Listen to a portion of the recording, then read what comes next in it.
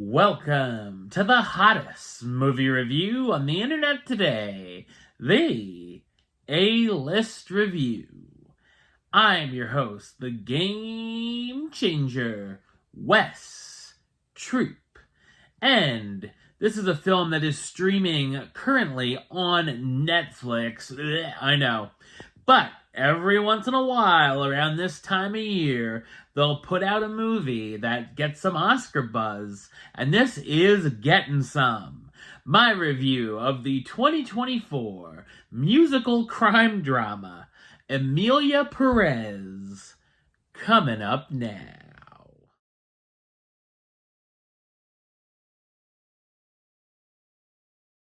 The story following four remarkable women in Mexico, each pursuing their own happiness.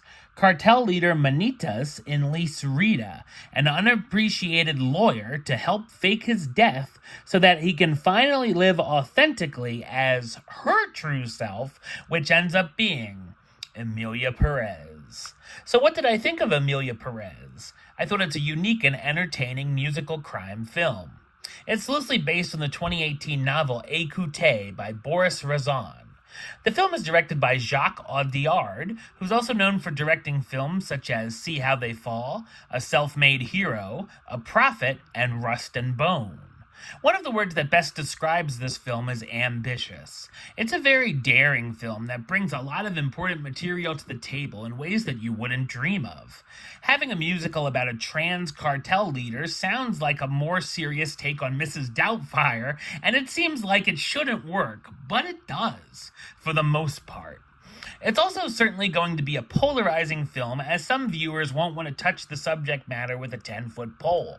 It's also been dividing LGBT audiences as well. It's a film people are going to love or hate, and I could certainly see it gaining a cult following over the years. As far as the musical numbers go, I enjoyed the songs and can say that a song singing about penises, vaginas, and vaginoplasty wasn't on my 2024 bingo card. Even Rita's duet with a doctor that I thought was going to be rough turned out to be entertaining. The songs also had purpose, moving the story along. They could include important dialogue and be touching at times. There's a lot of unexpected moments throughout, some of which are intense and actually have me worried about some of the fascinating characters. Things can go overly dramatic and over the top at times, almost like a Pablo Almodovar film, but it mostly works. After Rita sets up the successful gender affirmation surgery for Manitas to become Emilia, moves the cartel leader's wife and kids to Switzerland, and helps construct a lie that Manitas has died, she thinks that's the end of the journey. Until 4 years later, where she meets Emilia in London and realizes it's not the first time they've met, which is a fantastic scene.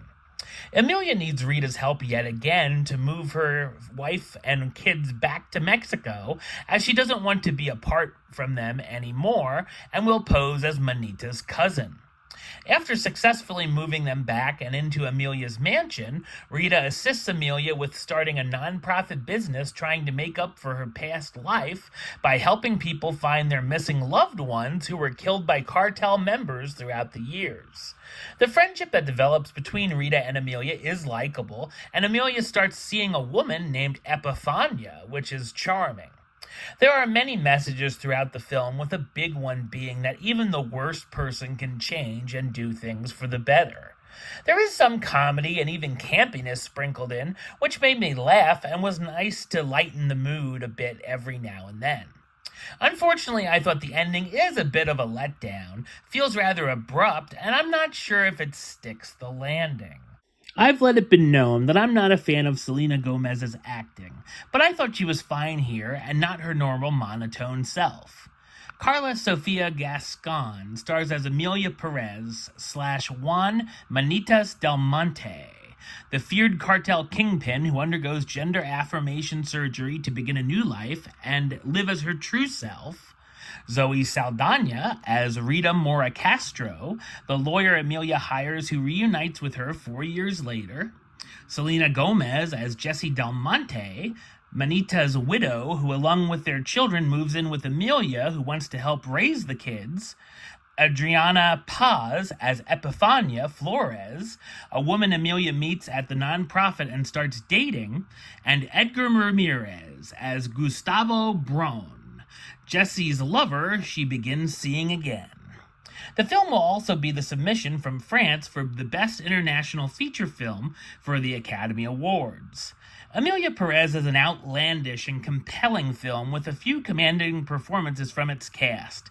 It's certainly like nothing else you'll see this year. Number-wise, I'm going to give it an 8 out of 10, which gives it the A-list rating of Do It, and a high Do It at that. Alright, well that's the show. I'll be back with another review very soon. But until then, don't forget to like, comment, and subscribe right here on YouTube. YouTube.com/WestsideOf515. Like the show on Facebook, Facebook.com/WestTroopAlist. And of course, you can follow me on the Instagram and Letterboxd @WestAlist. Until next time, Troop out.